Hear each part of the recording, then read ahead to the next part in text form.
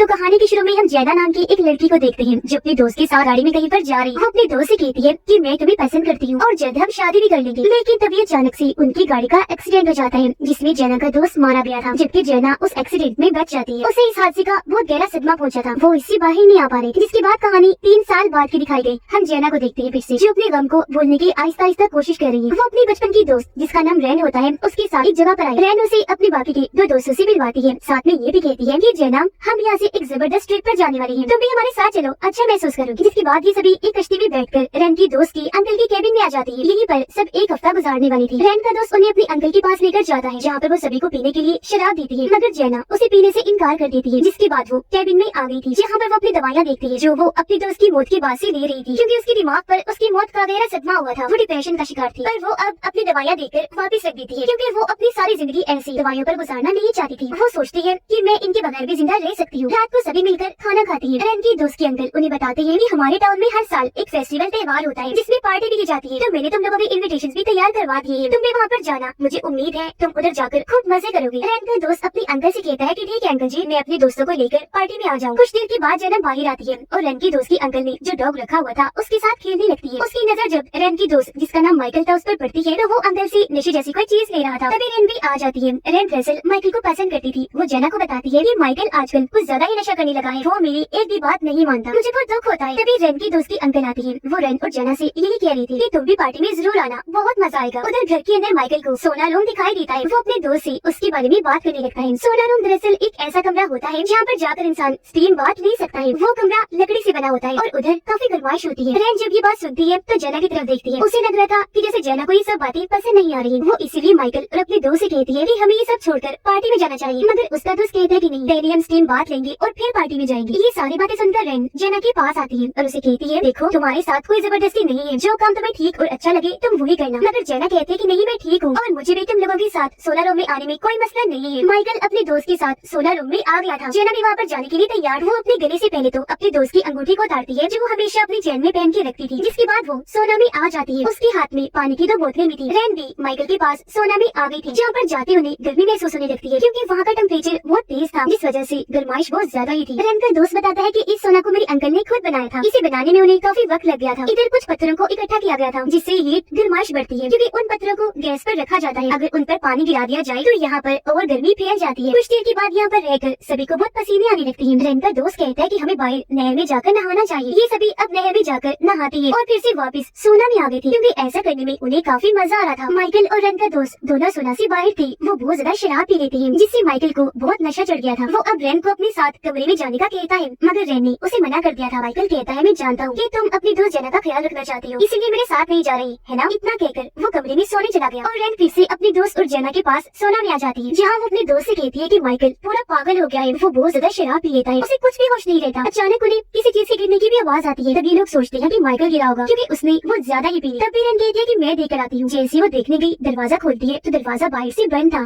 खुलता ही नहीं। रैन का दोस्त भी जब उस दरवाजे को खोलने की कोशिश करता है तो फिर भी नहीं खुलता। ये तीनों बहुत ज्यादा परेशान हो गई थी और सोचने लगती है कि अगर ये दरवाजा ना खुला तो हमारा क्या होगा और ये बंद कैसे हो गया। रैन माइकल को भी बहुत आवाजें लगाती है, मगर वो भी नहीं सुनता। ये तीनों सोचते हैं कि अब न जाने क्या होने वाला है। रैन का दोस्त कहता है कि गर्मी यहाँ पर बढ़ती जाएगी जिससे हमारी जल्द भी जल सकती है, हमें जल्दी यहाँ से निकलना होगा। रैन की नजर अचानक से ऊपर की तरफ जाती है जहाँ पर उसे एक डिवाइस नजर आती है। वो अपने दोस्त से पूछती है कि ये डिवाइस आखिर क्या काम करती है। वो बताता है कि यहाँ पर टेम्परेचर के बारे में बताती है। रैन बोली कि अगर हम इसे तोड़ दी तो क्या पता यहाँ का टेम्परेचर नॉर्मल हो जाए। उसका दोस्त कहते हैं कि नहीं हम ऐसा नहीं कर सकते, इसका कोई फायदा नहीं होगा। अगर हमने इसे तोड़ दिया तो क्या पता गर्माइश और बढ़ जाए। इसलिए वो तीनों अब कुछ और सोचने लगते हैं, क्योंकि वो जानती थी कि वो इस कमरे में बुरी तरह से फंस चुके हैं। रैन वहाँ पड़ा एक लकड़ी का चम्मच लेकर दरवाजे के शीशे पर मारती है, पर इसका कोई फायदा नहीं था, क्योंकि वो शीशा नहीं टूटता। उसका दोस्त रैन से कहता है कि ऐसे मत करो, इतनी आसानी से नहीं टूटने वाला। तभी वो उसे चम्मच की मदद से एक खोलते हुए पत्थर को बाहर निकालता है और लकड़ी की बाल्टी में डाल देता है जिसमें पानी था। ऐसा करने से वो पत्थर ठंडा हो गया था। अब वो उस पत्थर को कपड़े में लपेट कर दरवाजे के शीशे पर खूब जोर जोर से मारता है। शीशा इतना मजबूत था कि रैन की दोस्त के हाथ से खून निकलने लगता है, पर शीशा नहीं टूटता। मगर वो अभी भी हार नहीं मानता और कोशिश करता रहता है। उसने आखिरकार शीशे को तोड़ दिया था, जिसके जरिए कुछ ताजी हवा अंदर आने लगती है। वो तीनों बारी बारी उस सुराख से आने वाली हवा से सांस ले रहे थे। वो माइकल को भी आवाजें लगाते हैं, मगर उनकी आवाज उस तक नहीं पहुंच पाती। तभी रैन की दोस्त की नजर बाहर सीढ़ी पर पड़ती है जो दरवाजे के आगे आई हुई। यही वजह थी कि उस सोना का दरवाजा इनसे नहीं खुल रहा था। वो सोचते हैं कि कैसे वो इस सीढ़ी को हटा सकते हैं। रैन का दोस्त कहता है कि हमें कुछ तो करना ही होगा। जैना उसे पूछती है कि हम इधर कितनी देर जिंदा रह सकते हैं। रैन का दोस्त कहता है कि हमें कुछ ताजा हवा मिल चुकी है, इस वजह से हम कुछ और देर यहाँ पर रह सकते हैं, मगर थोड़ी ही देर में यहाँ पर गर्माइश बढ़ने लगेगी। उससे पहले ही कोई हमें निकालना है। वो उसी पत्थर को एक कपड़े में बांधता है और अपना हाथ बाहर निकालकर उस चिड़ी को किसी तरह दूर करने की कोशिश करता है, मगर इससे भी कोई फायदा नहीं होता क्योंकि वो पत्थर चिड़ी में अटक नहीं रहा था। रेन कहती है क्यों न हम उस डिवाइस को तोड़ दें जिससे यहाँ पर गर्माइश रुक जाएगी। उसका दोस्त कहता है रेन ये कोई अच्छा आइडिया नहीं है, ऐसे कुछ भी नहीं होगा, मुझे पूरा यकीन है कि ऐसा करने से यहाँ पर टेम्परेचर और बढ़ जाएगा। पर तभी उसे एक और आइडिया आया। वो रेन से कहता है कि मैं यहाँ पर लगे बल्ब को तोड़ने वाला हूँ जिससे सिस्टम फ्यूज हो जाएगा और हो सकता है कि पूरे घर की लाइट चली जाए जिससे इस कमरे की गैस और टेम्परेचर भी रुक जाएगा। वो अब उस लकड़ी की चम्मच को लेकर बल्ब के फ्यूज में डाल देता है जिस वजह से पूरे कमरे की लाइट बंद हो गई थी। लेकिन रेन का दोस्त बिजली के झटके की वजह से बेहोश हो जाता है। ये देखकर जेना और रेन बहुत ज्यादा डर गई थी और वो उसे होश में लाने की कोशिश करती है। बाहर दिखाया जाता है कि रेन के दोस्त की अंकल उसी त्योहार की तैयारी कर रही थी जिसके बारे में उन्होंने इस सब को बताया था। पास उनका डॉग भी था जिसे वो घूम कर आने का कहते हैं। उधर सोना में उन तीनों को घंटा हो गई थी, कोई भी अब तक उनकी मदद को नहीं आया था। उनकी हालत बहुत ज्यादा खराब हो चुकी थी। रेन जेना से कहती है कि मुझे माफ कर दो, मैं ही तुम्हें इस ट्रिप पर लेकर आई थी, लेकिन मैं ये नहीं चाहती थी कि यहाँ ये सब हो जाएगा। तभी वो अंकल के डॉग की आवाज को सुनते हैं जो सुनकर जोर जोर से चिल्ला रही थी ताकि डॉग को उनके बारे में पता चल जाए और वो उन तक कोई मदद पहुँचा सके। डॉग उनकी चिल्लाने की आवाज सुनकर जोर जोर से भौंकने लगा। बाहर माइकल भी था जो अब नींद से जाग चुका था। वो डॉग को ऐसे भौंकता हुआ देखकर हैरान होता है। अंदर जेना और रेन जब माइकल की आवाज को सुनती है तो मदद के लिए चिल्लाती है। अब इससे पहले माइकल उनकी आवाज को सुनता, वहाँ पर आतिशबाजी शुरू हो गई थी और उनकी आवाज माइकल तक नहीं पहुँच पाती। अब डॉग भागता हुआ अपने मालिक यानी कि अंकल के पास जाता है। वो उन्हें भी बताने की कोशिश कर रहा था कि उन लोगों को मदद की जरूरत है, मगर वो भी अपने डॉग पर ध्यान नहीं देते। रास्ते में जाते हुए उन्हें माइकल मिलता है। अंकल पूछते हैं क्या तुम पार्टी में नहीं गई? माइकल बताता है कि नहीं, मैं नहीं गया क्योंकि मैंने बहुत ज्यादा शराब पी ली थी जिस वजह से मुझे नींद आ गई थी और मैं सो गया था। मुझे लगता है कि मेरे बाकी के दोस्त पार्टी में गए हुए हैं और अब जब वो पार्टी में जाता है तो उसे अंदर जाने नहीं दिया जाता। अंकल उसे कहती है कि क्या हुआ, उदास ना हो, मेरे साथ घर चलो, मैं तुम्हें कुछ पिलाता हूँ। तो अब माइकल भी उनके साथ घर की तरफ निकल जाता है। उधर सोना में उन तीनों के पास अब पीने का पानी भी खत्म हो चुका था। उन्हें बहुत ज्यादा प्यास लग रही थी। रेनत उठती है और उस डिवाइस को तोड़ने जाती है जिसे तोड़ने से उसके दोस्त ने मना किया था। जेना को भी ये बात ठीक नहीं लगती। वो रेन को रोकती है कि ऐसा मत करो। जब वो उसकी बात को नहीं सुनती तो जेना ने रेन को रोकने के लिए उसके सर में पत्थर मार दिया था। वो बेहोश हो गई। जेना भी सब देखकर काफी डर जाती है और सोचती है कि ये मैंने क्या कर दिया। जेना को गुस्सा आ गया। वो गुस्से में खुद ही उस डिवाइस को तोड़ देती है जिससे अब कमरे की गर्माइश और ज्यादा बढ़ने लगती है। बाहर माइकल और अंकल दोनों बैठे सिगरेट पी रहे होते हैं क्योंकि उन्हें लग रहा था कि वो तीनों तो पार्टी में गए हुए हैं, मगर वो ये बात नहीं जानते थे कि वो कितनी बड़ी मुसीबत में फंसे हुए हैं। कमरे के अंदर रेन का दोस्त पागलों वाली हरकतें करने लगता है जो देखकर जेना वो डर गई थी। अब वो उठकर उन पत्थरों को अलग अलग करने लगता है जिससे कमरे में हीट होती थी। जब वो ऐसा कर रहा था तो तभी वहाँ पर गैस का धमाका हुआ। आग लगने से वो पूरा जल गया जिससे उसकी मौत हो जाती है और दरवाजा प्रेशर की वजह से खुल जाता है। जेना दरवाजे की तरफ भागती है। वो सबसे पहले फ्रिज से पानी निकाल कर पीती है और फिर कमरे में जाकर अपनी दवाइयाँ खाती है। तभी उसे रेन की आवाज आती है। उसे ऐसा लग रहा था जैसे वो मुझे पुकार रही हो, लेकिन तभी उसकी आंखें खुलती हैं। हमें पता चलता है कि वो बस हेलुसिनेट कर रही थी। ये सब उसका ही ख्याल था, सच में ऐसा कुछ भी नहीं हुआ था। वो देखती है कि उस सोना का दरवाजा अभी भी बंद है और वो तीनों अभी भी वहाँ पर फंसे हुए हैं। वो उठकर रेन को देखती है और उस सुराख के आगे उसे खड़ा कर देती है क्योंकि वो बेहोश हो चुकी थी। ऐसा उसने इसलिए किया था ताकि रेन को ताजा हवा मिल सके। फिर खुद उस लकड़ी की चम्मच को तोड़कर गैस वाले हिस्से में घुसा देती है ताकि और गर्माइश बाहर न आ सके, जिसके बाद वो खुद भी बेहोश हो जाती है। अभी माइकल दिखाया जाता है जो घर आकर देखता है कि मेरे दोस्त अभी भी नहीं आए। वो कुछ देर उनका इंतजार करता है और स्मोकिंग करके सो जाता है। फिर हमें यही पर दिखाया गया कि आखिर सोना का दरवाजा बंद कैसे हुआ था। माइकल जब उस कमरे से बाहर निकला तो उसे ठोकर लगने की वजह से सीढ़ी उस दरवाजे की आगे आकर गिर गई जिससे दरवाजा लॉक हो गया था। माइकल ने क्योंकि शराब बहुत ज्यादा पी ली थी तो इसलिए उसे कुछ भी होश नहीं था। वो नहीं जानता था कि इस वजह से उसके दोस्तों की जान को कितना बड़ा खतरा हो सकता है। उसने दरवाजा खोलने की कोशिश भी नहीं की। फिर अब रेन की दोस्त की अंकल जब सोना के पास आकर देखती है तो उनकी नजर उसे सुराख पर जाती है जहाँ पर जेना ने रेन को खड़ा किया हुआ था। अंकल समझ गए थे कि वो तीनों पार्टी में नहीं गए थे बल्कि वो तो कब से